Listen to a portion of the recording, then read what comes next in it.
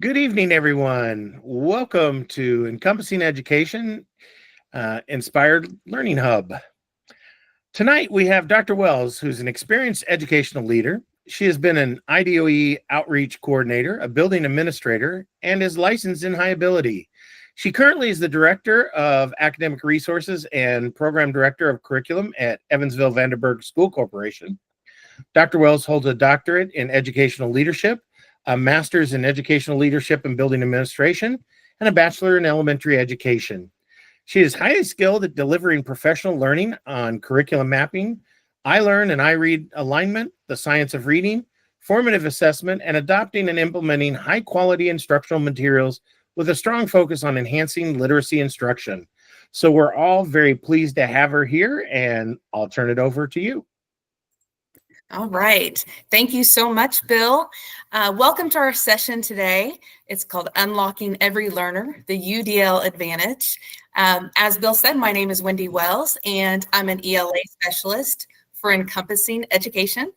And while Inspired Learning is facilitated by Encompassing Education, it is brought to you by your local education service center. Your service center strives to serve you well by providing you with high quality professional learning to meet your needs. All right, to get us started today, I'm going to have you think about UDL, or Universal Design for Learning, and also think about bowling, two things you might not think of going together. So on a scale of bowling, we can look at the images on the screen. How are you feeling about UDL? And during this session, you are welcome to either use the chat feature or your microphone and just come off mute and join in with us. So I'll give you a moment to think about, on this scale of bowling, how you're feeling, which number you would choose. And if you don't mind telling us why.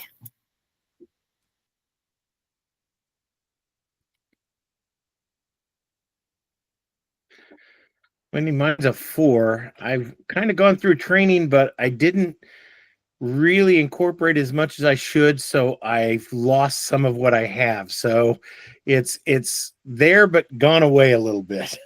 Okay. All right. Diane's at a 3. I will tell you, Diane, I was at a 3 not that long ago, feeling like that ball might be bigger than it really is. I'd like to think that today I'm feeling a little bit closer to a 6, having some confidence by, really ready to go. But the truth is, I am not coming here today as an expert in UDL, but I am coming to you as an expert learner.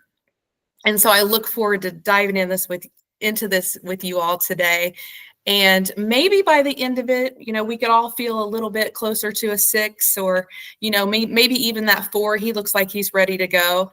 And I don't know, 2 might be just kind of taking the whole thing with you. So maybe we don't want to be there.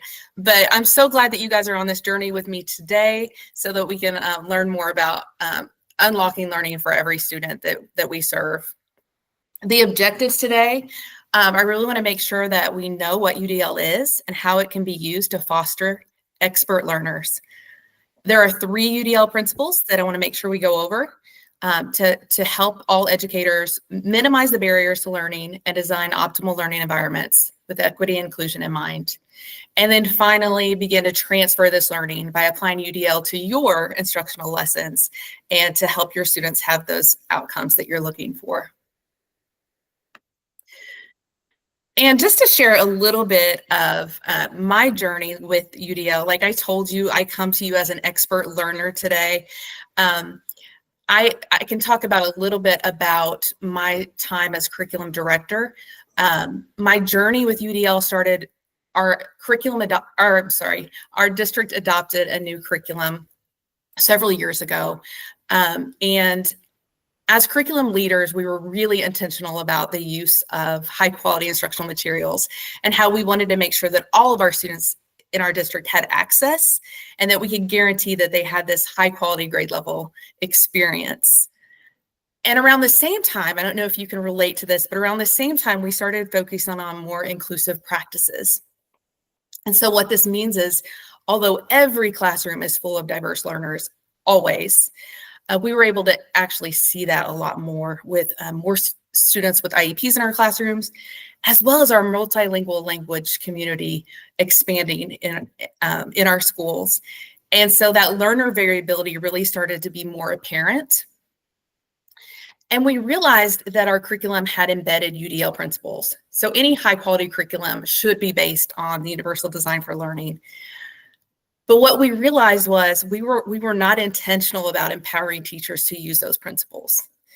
And so we were trying to use the curriculum exactly the way it was written, and not so much as pulling in those different pathways and those different ways that we could make sure that all of our students had access.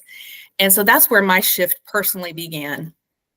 UDL itself is rooted in research from cognitive science and learning variability. And this came all the way from the 1980s. It provides a framework for designing learning experiences to remove those barriers so that all students can be supported in becoming expert learners. So why does this matter? It matters because, like I said, every classroom is filled with students who learn in different ways. All of us learn in different ways. UDL is not about lowering our expectations. It's about keeping our firm goals, keeping those grade level expectations, but offering flexible means to reach them. And so that's exactly what we're going to explore today.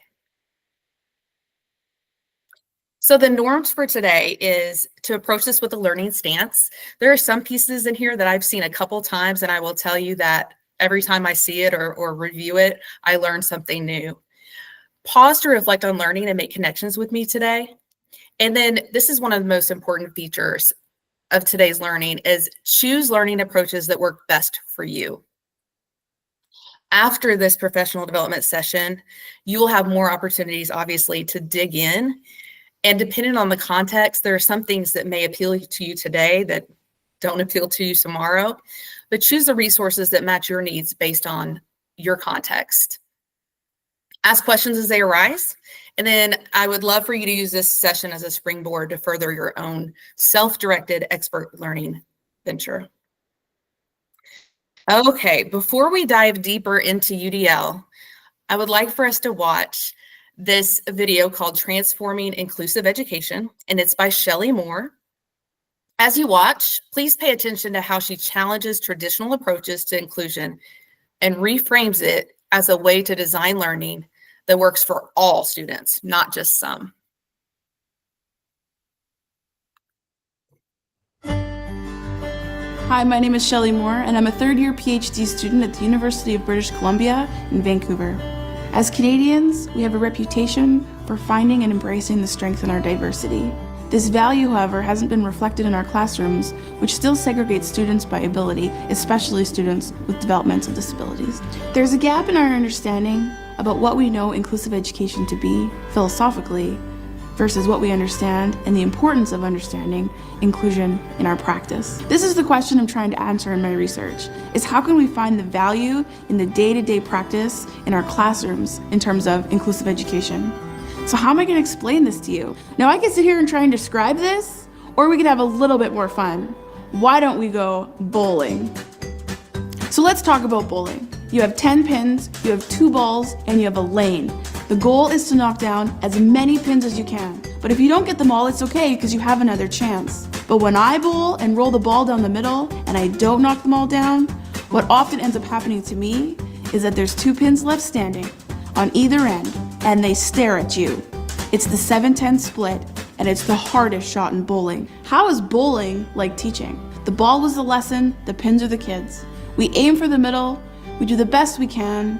The pins that are left standing, we often have another chance to kind of get to them, but at the end of the day, those 2 pins that are staring, looking at you, are kids who need the most support and are kids who need the most challenge. So we end up choosing one, and the other one is left standing. I just took all the fun out of bowling. Now, I don't know how many times you've watched professional bowling, but I spent an afternoon watching professional bowling, and let me tell you, there was not one bowler who rolled that ball down the middle of the lane. They throw the ball down the lane at a curve. And I was actually really curious about this, so I called up a professional bowler. He was so excited. I don't think he gets a lot of calls about education. He said the reason why the ball has to enter at a curve is because you will knock down more pins and create a bigger domino effect if you enter at that angle. But in order to do that, you have to change your aim. In order to knock down the most pins with one shot, he aims for the pins that are the hardest to hit. Now let's just let this sink in for a second. We are taught to teach the head pins. We are not taught to teach to the kids who are the furthest and the hardest to get to, the kids with autism, the kids with Down syndrome. The part that's critical here, and it really aligns with universal design for learning, is that so often the supports that we design for those kids on the outside of the lane are actually supports that all of the kids need. This is the part we need to understand if inclusive education is going to move forward in Canada. How can we find this value of diversity in our classrooms between the students? This is not just important for the outside pins, but it's critical for every single one of us. And just think, all we need to do is change our aim. Look how bowling changed education. All right. Hi, my name is Shelly Moore, and I'm a third-year PhD student at the There we go. Okay, so I want you to think about for a moment. Imagine you're walking into a bowling alley, okay? It doesn't matter if you're a first-time bowler, seasoned pro, a child, someone who needs a little extra support. Everything you need to be successful is already there. So I'd like for you to take a moment and think about as many built-in options as you can think of that would help bowlers to be successful. And so this time, if you don't mind putting your ideas in the chat, because I'd love for us to be generative and think of and list out as many as we can.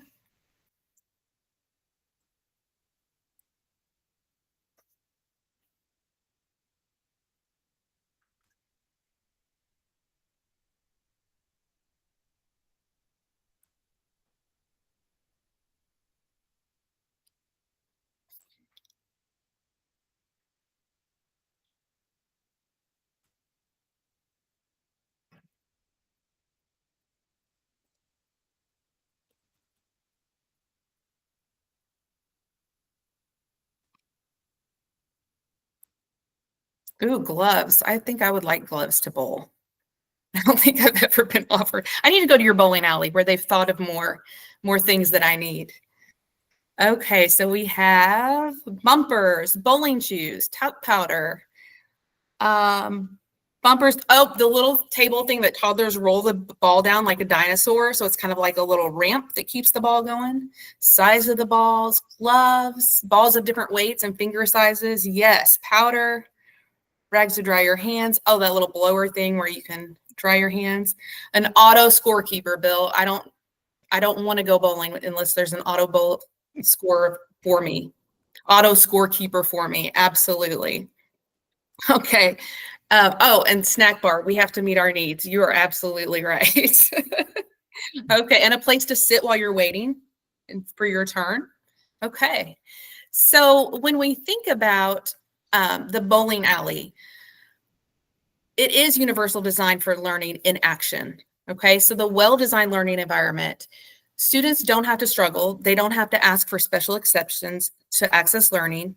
So just like in a bowling alley where no one assumes what you need, you might have used a lighter ball last time because you had like a back injury or something, but today you can use a heavier ball. You may prefer bumpers to keep your ball out of the gutter. Learning environments are to be designed with built-in support from the start. And so just because they see me walk in doesn't mean that they automatically, put out the bumpers, right? So they don't assume what it is that I need, but I can actually have agency to decide what it is that I need.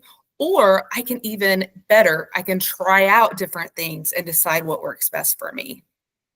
And so educators often ask me, this is number one question when we're talking about UDL, but isn't the goal to bowl without bumpers? And so how am I going to give a kid credit if they bowl with bumpers? How can I give them a grade? Like, it's not fair. And so this particularly comes up in high school. I'll just tell you that when we're thinking about credit bearing and things of that nature. Diane says the goal is to knock down the pins. Exactly. It depends on what our goal is, right? So just like in bowling, my job is to get my students in the game, because the alternative is to not let them bowl, just to sit them out, fail them and say, you're not You don't get to bowl because you have to use these bumpers. But just like in bowling, where some players start with bumpers, they can learn to work toward not using them. It's a process. So if I'm providing the right supports and making strategic adjustments, giving the students feedback, helping them to build their skills, it may be that they just need bumpers now so they can build their skills to not have to use them later.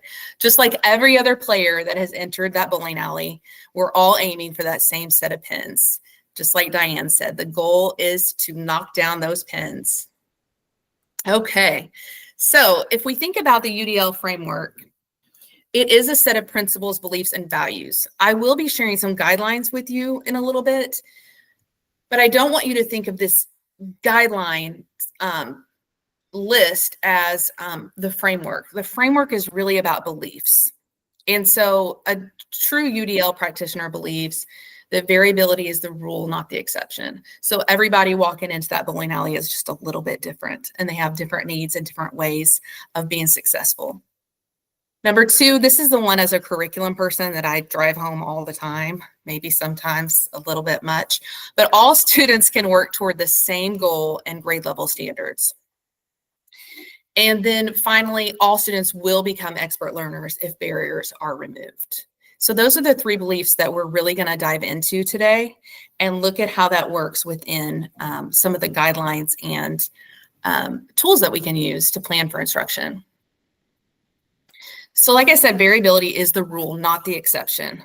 So while every brain is unique in how it processes information, engages with content, and expresses understanding, the beauty of this is that we can still predict barriers. We can think about our students, we can think about our content, and we can think about what might be a barrier. So if I know that the balls might be a little bit too heavy, I can provide the lighter balls and things of that nature. By designing with these barriers in mind, we can create flexible learning environments where all students have the opportunity to succeed. And so if you take a look at this learner variability chart, this is so important for educators to understand that we can have two students that have the same exact IQ, that have completely different profiles. And so they have different strengths, they have different weaknesses, they have different ways that work better for them. There's no single way that a brain will perceive, engage, or execute a task. And so variability is not just an important consideration for thinking about the difference between students, but also students in different contexts. So depending on what the content is, or depending on what the factors are for that day, I may have different needs than I had yesterday, for example.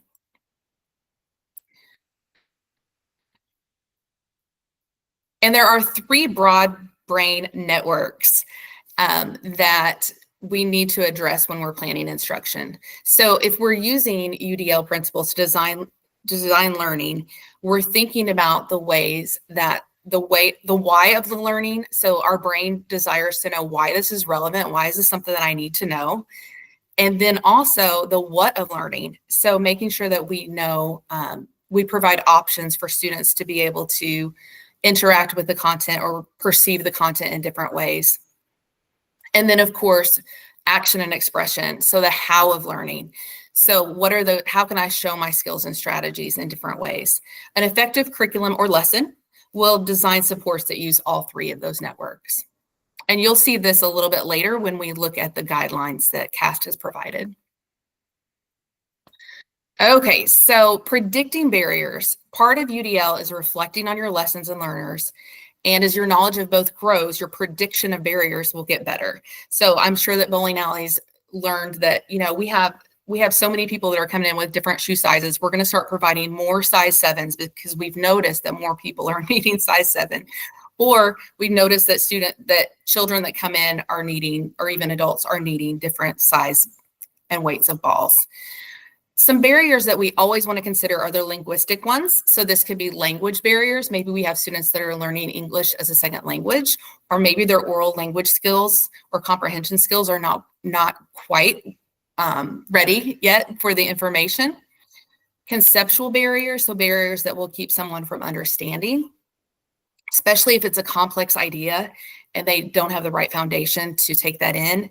And then social emotional barriers. So that could be planning for some executive functioning, like helping students to get organized or coping with things that are really challenging and that they need help persisting with. And so when we're planning for lessons, we always want to think about some typical barriers that might come up in our classroom.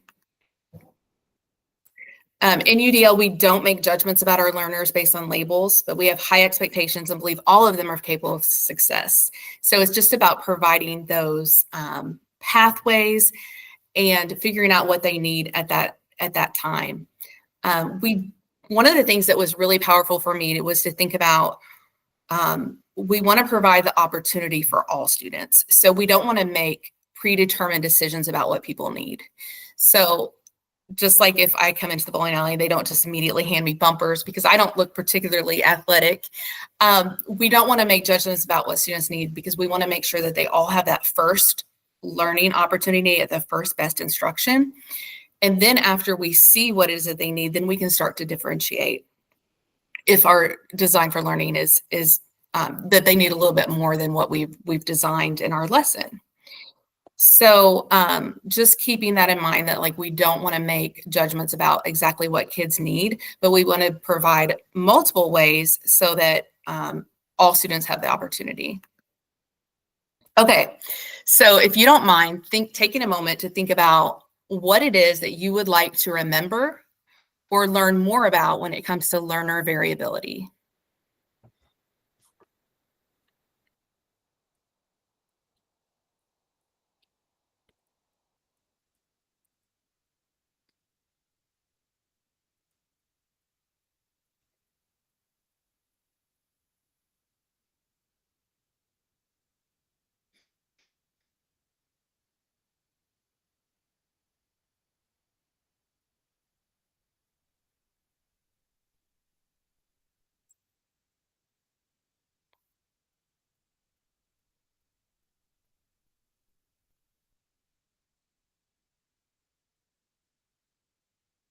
Okay, so Bill, making sure it's the rule as opposed to the exception.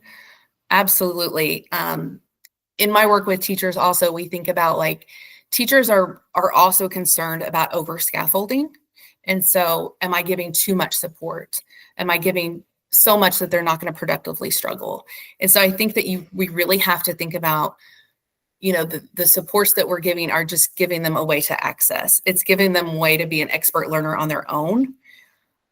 There are some days that I need to look something up. Like the other day I was doing a percentage calculator, and normally I could just do that in my head, but like that day I needed to use my my percentage calculator, and I knew exactly how to do it and I knew which formula to use.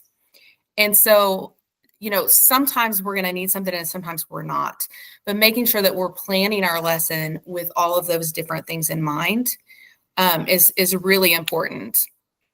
And yeah, Diane, I'm like you, the brain information and how our brains are so different, but yet predictable in the different things that we might need is really exciting, because sometimes when you think about like all the learner variability, you think, how in the world could I meet all of these students' needs?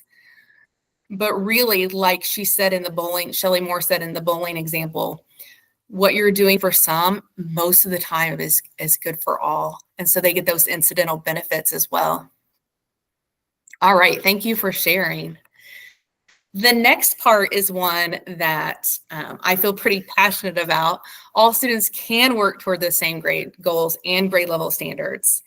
And so whether you're a special educator today, an interventionist, speech pathologist, general educator, instructional coach, our goal is the same. We want to ensure all students have access to high quality, grade level work, and that they have the supports that they need to get there.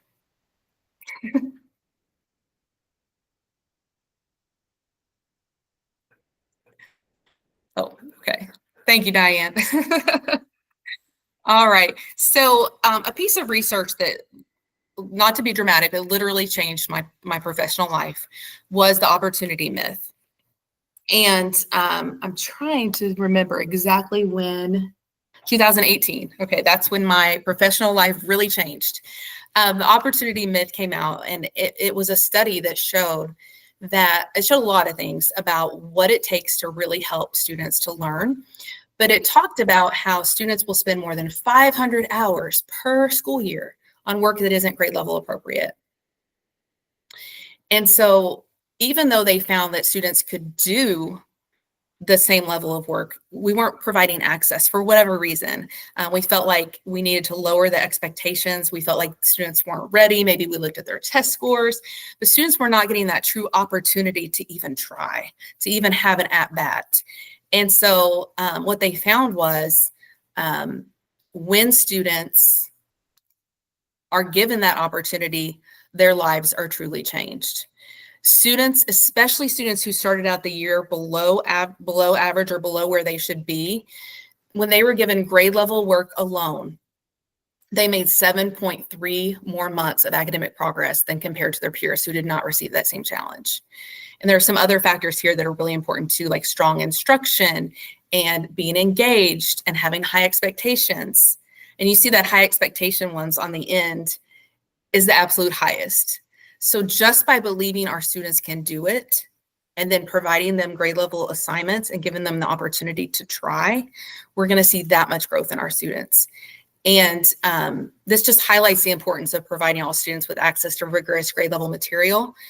And we should not get to pre-decide who has the opportunity to get that or not. So I wanted just to share that research with you because it really made a difference in how I approached firm goals of learning. So I want you to think about for a moment, and I think that Diane reached on this earlier, which was a great intro. What might be the firm goal of bowling? So I want you to think about if bowling was an Indiana academic area and we had to write a standard, what would students have, and you don't have to put in standard form, but what would students have to be able to know or be able to do? So you can either think of the content or the knowledge, or you can think about the method or the skills. Either one, and please be generative and let's see what we can think of when it comes to a standard for bowling or a firm learning objective for bowling.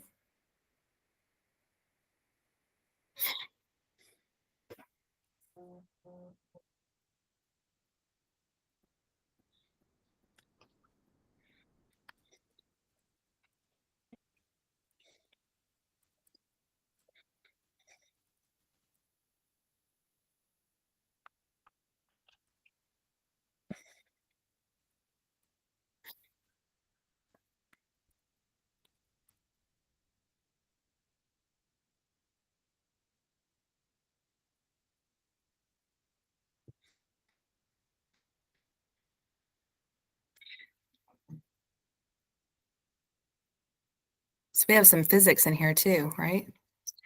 Okay.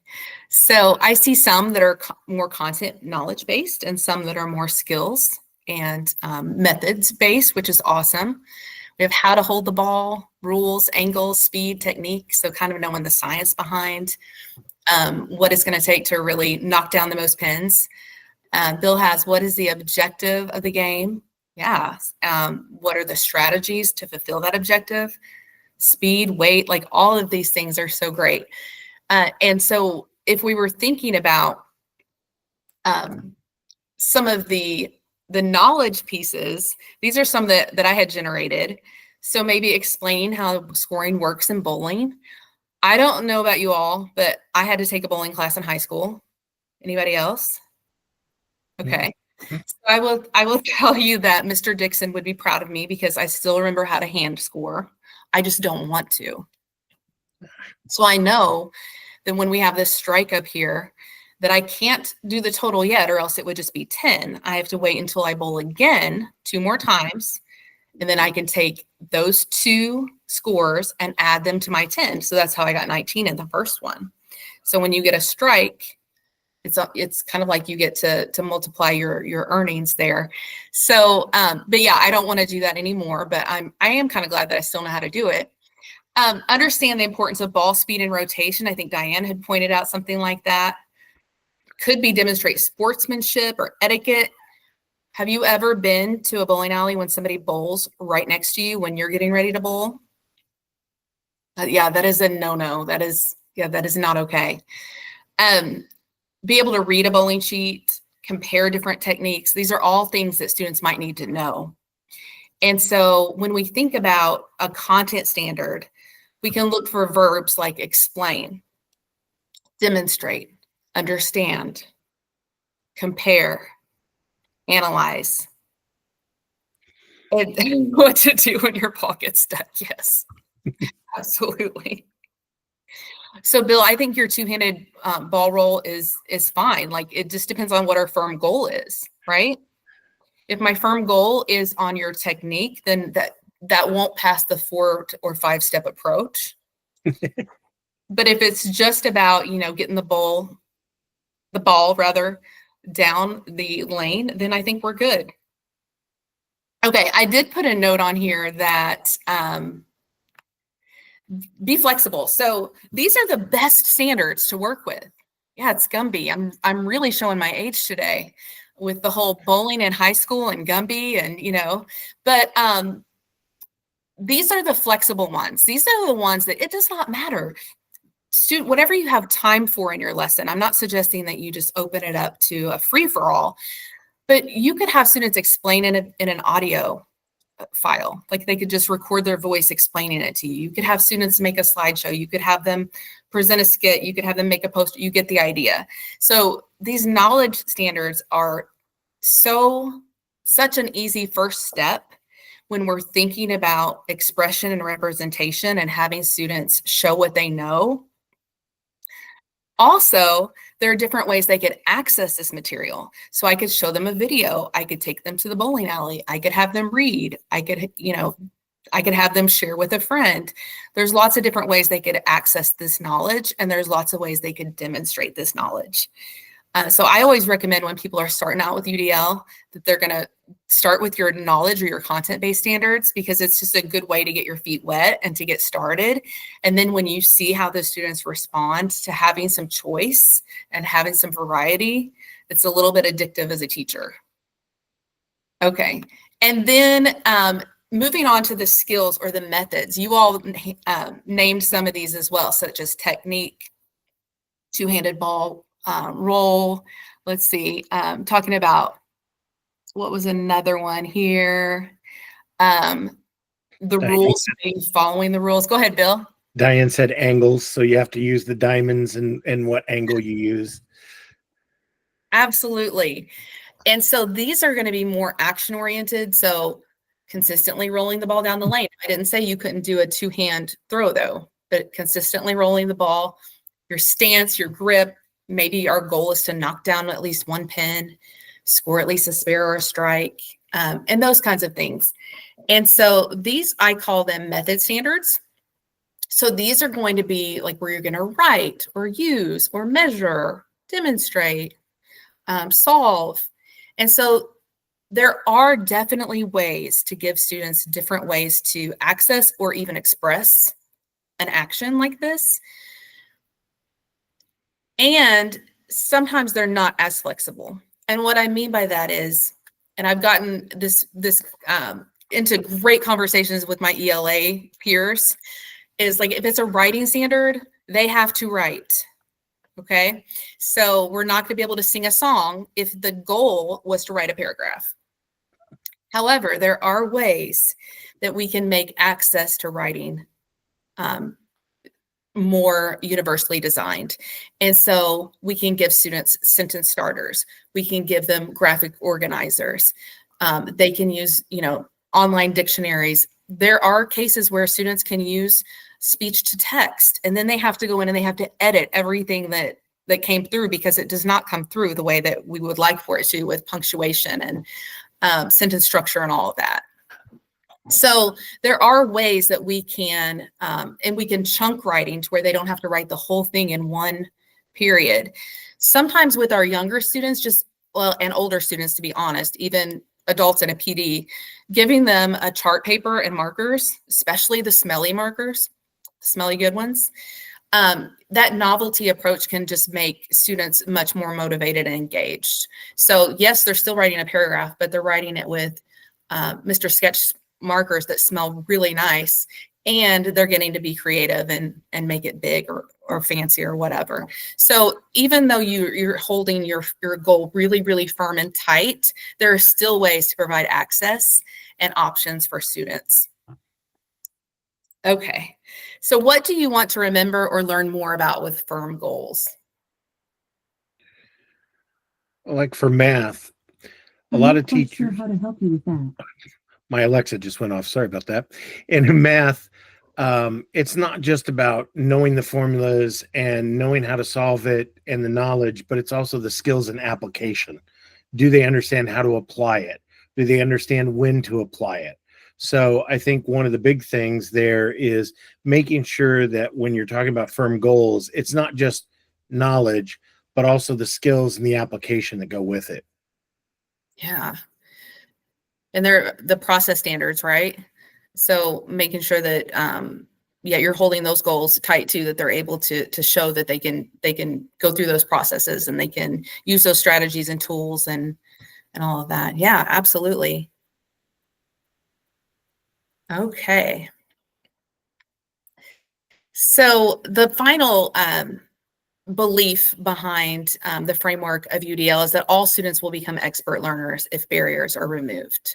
And so with UDL, there are guidelines and checkpoints that really help us with ideas of how to get students these multiple entry points or ways into their learning. And so this is, these are the guidelines. They're by CAST. It's not a checklist. I think of it more as a menu. And it's definitely not something that I would expect to see in every single lesson, every single thing from these boxes. So really, it's something that just kind of helps us when we're designing our lessons, and it's a really great resource. So at the top of the UDL guidelines, you see that we're addressing the 3 different networks. So the affective part of our brain, which is where we need to know why. We need to know why so that we can stay engaged. The recognition network of our brain, which is where we need to be able to perceive information. So if it's given to us in represented in different ways, it can help it stick, make it sticky, so that we can remember and learn. And then finally, the strategic network, so the how of learning. So that's the action and expression of how students are going to interact with and demonstrate their learning. The goal of UDL, and I think sometimes this is missed, is that students become expert learners. And so it's not that they're dependent upon scaffolds or supports, but it's that they know how to use them. They're resourceful, they're knowledgeable, they're motivated, and they're goal directed. And so if we use the principles, our students are going to know how to use the resources that we provided, and they're going to be able to help themselves to become better learners. And so this again is the guidelines chart. Okay, so if we look at engagement, we're thinking about, did they choose to engage? Did they stick with it to the end? And did they work hard? So we're thinking about their effort, we're thinking about the persistence, and we're thinking about the motivation, which all comes from brain science. And then when we think about representation, in order for information to get to our working memory from that short-term place, we have to be able to perceive it. So providing multiple ways for students to get the information so that we can make sense of it, and then relating it to what we already know so that it moves into our long-term memory. And then finally, action and expression. So students having options so that they can interact and express what they know in different ways. And what I love about this graphic from Novak Education or Consulting is that it gives implementation tips. So here are some tips that you can do if you're trying to address this network of the brain or this principle of UDL. Okay, so what do you want to remember or learn more about with removing barriers for your learners?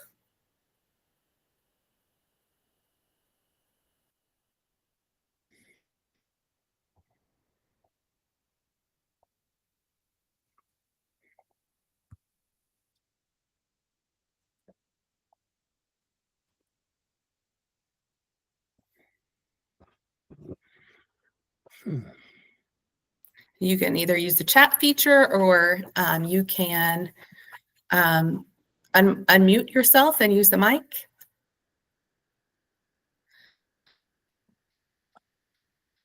So Diane asked, is there a direct link to that chart? Yes. So that is an infographic from Novak Education.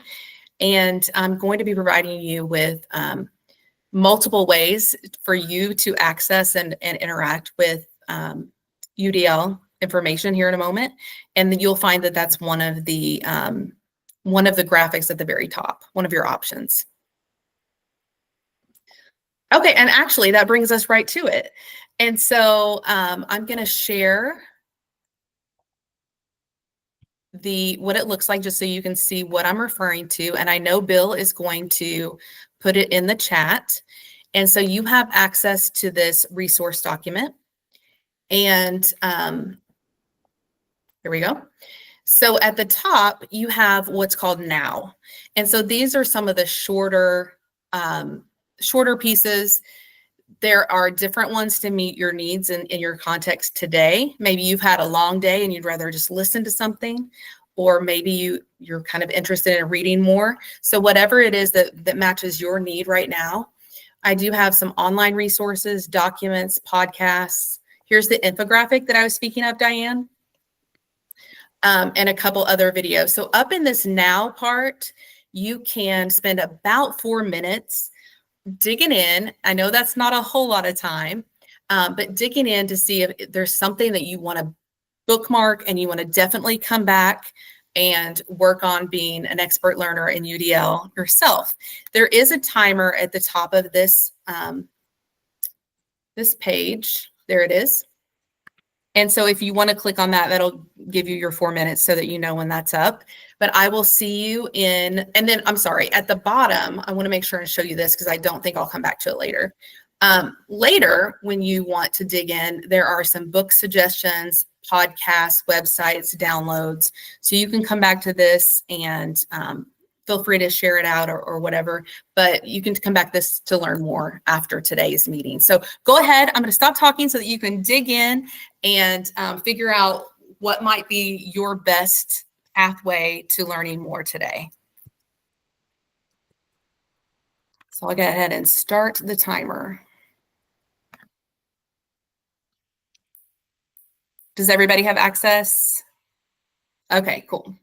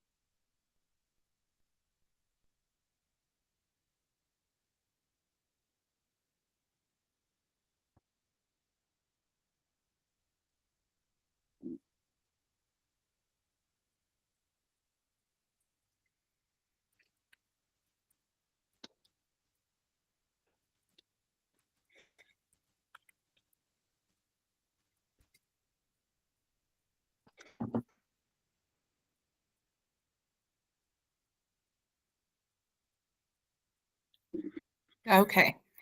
So I accidentally bumped the timer. So I was using my phone to make sure we didn't go too far over. So thank you so much, Bill, for letting me know that the time is up. All right.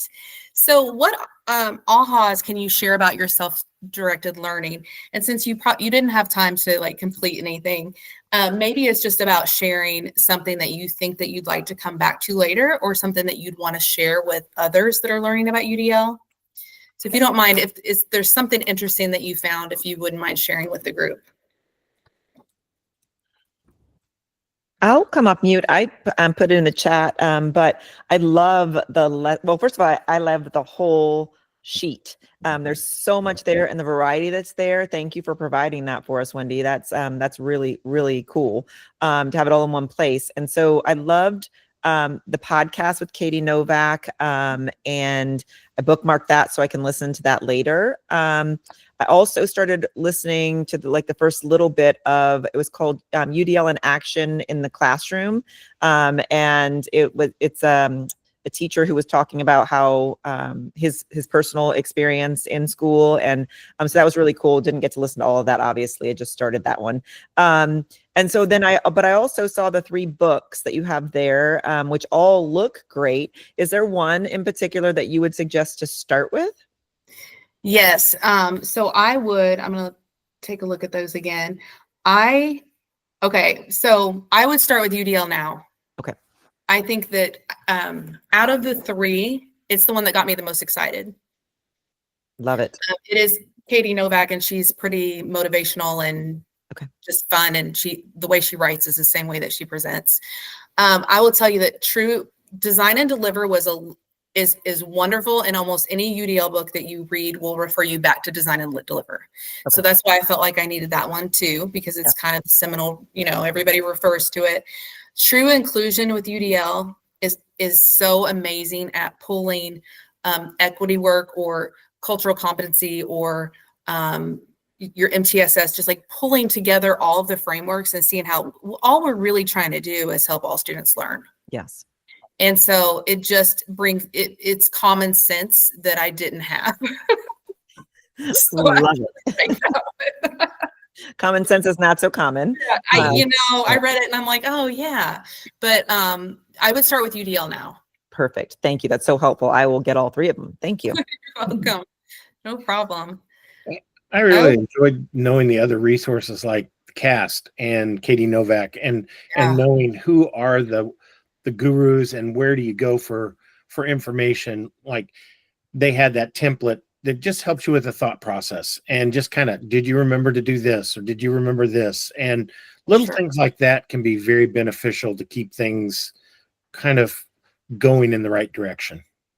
Yeah.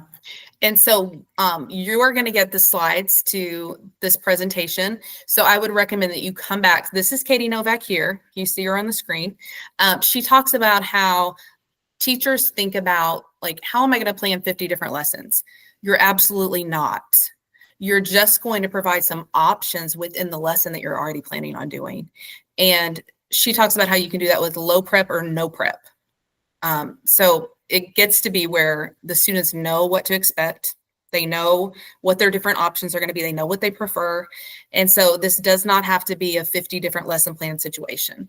And I really appreciate that, because we're already doing so much as educators, and that's just not possible to design something different. Okay, so I'm a big fan of universal design for learning and a bigger fan of shifting to student-led.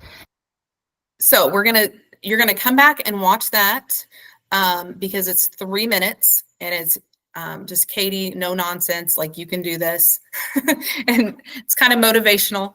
But speaking of motivational, we know that we need to have a motivation for learning. So some bowlers play for fun, some bowlers play for competition, some just want to improve.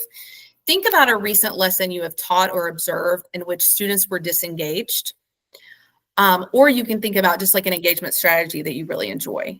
So if you don't mind coming off mute and just sharing just a strategy if students aren't really engaged, what is something that you would recommend to a friend?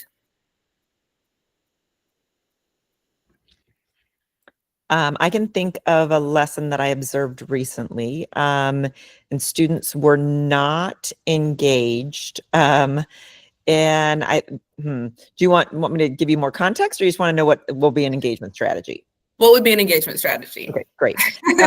So an engagement strategy would be to let the students take ownership of the learning, to put them in the driver's seat that would allow them to be able to take on ownership of driving the learning, really, and not just being told everything. Yeah, absolutely. And I think too, another fear sometimes of teachers is that you're giving everything up. You're giving all control up. And there are absolutely times for direct, explicit instruction. Sure. And times for mini lessons and all of that. But we're really going to lose students if that's all we do, right? Especially if they're not auditory learners. Exactly. Okay. Thank you. And then representation. So presenting content in different ways. If one bowling ball doesn't work, you try another, right? So can you think of a lesson, a recent lesson you've taught or observed in which material was introduced in one way? Like you just said, if I'm not an auditory learner and you're just telling me, like that may not work. Or if I have other things on my mind today and you're wanting me to listen, it could be just a factor of in context of my life right now, it's going to be really hard for me just to sit and listen, right? What's another way the content can be shared? It could be any content. I know some teachers use the videos, either videos they find on YouTube or Khan Academy, a lot of them that way, or even peer-to-peer, where it's students sharing with students. Absolutely. Yeah. Collaborative learning, jigsawing, any kind of kinesthetic movement would be wonderful in some of that learning. And of course, not every child loves to collaborate, but yeah, there's a couple ways. I think that's a good point, Diane, because sometimes if it's not an objective that has to involve collaboration, sometimes giving students a choice to work alone is exactly what they need that day. But it doesn't mean that we're going to let them choose that every day the entire school year. Sure. But yeah, giving those options, having visuals, tools, scaffolds, just different things that they can helps them to connect and to perceive that information so that they can start to store it and work with it. And then finally, action expression. So in bowling, one person might roll the ball straight, another one might spin, but we're all trying to knock down the balls. Not the balls, the pins. What's an assignment that you could give that could allow for more flexibility? One I learned in an earlier Inspired Learning Hub video from another one of our math expert consultants, Mackenzie Cox. She does a menu of activities where the students get to pick off the menu. Which of these are you going to choose? So the students feel like they have some skin in the game, they have some flexibility, and they get to pick which one they want to do. And I thought that's a really great thing that teachers can implement in their classroom. I love that. One of the things that Katie Novak talks about is like the Goldilocks principle. So sometimes, Goldilocks tried the porridge and one was too hot and one was too cold and one was just right. Sometimes we have to allow children or students rather to try all the different things. So we're going to intentionally teach them how to use all of the different methods if it's a choice board like Bill was talking about, we're going to teach them how to do all the different choices so that then when it's time to make a choice, they know what feels right to them. So yeah, flexibility, offering choices as much as we can, thinking about how that they can still show the standard, they can still show that they've mastered whatever it is, but in a way that works for them. Okay, so when we're planning, Diane mentioned that there's an awesome lesson planning template in the resources. We're always thinking about all learners, not limiting the opportunity for some. We're going to think about potential barriers, plan our lesson, and then we're going to evaluate what's happening so that if we need to differentiate, we can. And then the cycle just repeats. So bringing it to your classroom. So just like bowling, UDL takes practice. No one gets a perfect game the first time. I may not even get a strike the 100th time, but that's okay. So small adjustments, we can start to at least get a spare. Start with one lesson. Add some flexible options. Ask the students if they liked it. Did it work for them? What else might work for them if it didn't? And collaborate with your colleagues. And so when we're planning, we really it's about our knowledge of our lessons and our knowledge of our learners. We're designing for all, and we're going to differentiate based on what's happening in the classroom, not based on what we perceive, not based on a label rather. So we're not going to group all our special ed students together and say they all need this, or group our MLL students together and say they all need this, but rather we're going to watch and we're going to use formative data to determine what it is that they need. And then we can pull together our small group and help out those students. I already shared with you the resources. So those are some of the things that you'll find. Coaching. There are some videos in there of classroom teachers with their students. There is a rubric so you can determine how you're doing with UDL. Like, are you making progress? Are you more of a beginner? You're working toward being more advanced, and some lesson planning resources. And so what is one small change that you can commit to trying, whether it's coaching someone on some of these things, or even in your practice with adult learners?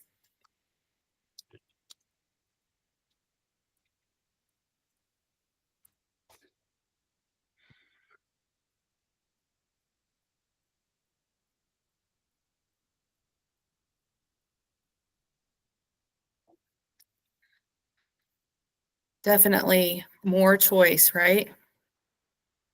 Okay, utilizing the resources that were provided for coaching. I'm glad that that'll be helpful for you. So in the end, the goal is student success, and how they get there is up to us to guide them. And so I want to just thank you so much for your time today, for your insights, for sharing, for taking a chance on trying something that might be a little bit different, or it might be something that you're already doing, but you want to be more intentional about it, or maybe expand instead of just providing different ways to engage, but now you're going to provide different ways for students to access or express. I want to encourage you to subscribe to our monthly newsletter. There are free resources, sometimes giveaways, tips, tools, blogs, all kinds of things, and it is free. And I would love to see you sign up for that newsletter and get that information right to you. I want to make sure that you know that you will get a certificate for participating with us today. And so you can scan this QR code, and the information that you need is over on the left side. So you're just going to need to know the name of this session and the date and my name, and you will get your professional development hour emailed right to your inbox. There's also a link in the chat there. If they don't do the QR code thing, they can click on the link in the chat and get there that way too. Oh, that's even easier. Thank you so much, Bill. Okay, and then meet our team. So in our Learning Hub, we have so many great things that are happening. There are so many videos that you can go back and watch, or you can participate with us. I'll show you that code next so that you can see what webinars are coming up that you can participate in. But this is our team. We have so much expertise and folks that just really have a lot of fun supporting teachers and supporting schools, and just on a variety of things. And so I really want to encourage you to reach out if there's something that we can support you with in your school or your classroom or your district. Please let us know. And we encourage you again to continue to watch and learn with us on some upcoming sessions. So this is the, there's a link down there, and there's also the bar or the QR code. So if you want to see what sessions are coming up, please check that out. And I'm sure that Bill's going to put that in the chat as well. So that if you want to access that, that would be great. But please feel free to, let me see if my information is here. Please feel free to reach out to me, Wendy at encompassingeducation.com. I would be more than happy to continue my own expert learning with a thought partner such as you all. Whoever's watching out there, I would love to share resources and talk more about UDL as I'm continuing to learn myself. So thanks so much for joining today. It's been fun, and we will see you next time. Thank you for the wonderful information. Remember, You have the link. All of Wendy's slides, all of her links, and the resources that she shared are also posted in the folder with her presentation. The recording will be put in there by tomorrow, and you can watch this if you want to go back and review things. Thank everyone for joining us, and we hope you enjoyed all the wonderful information. Okay. Thanks, Bill. Thanks, Diane.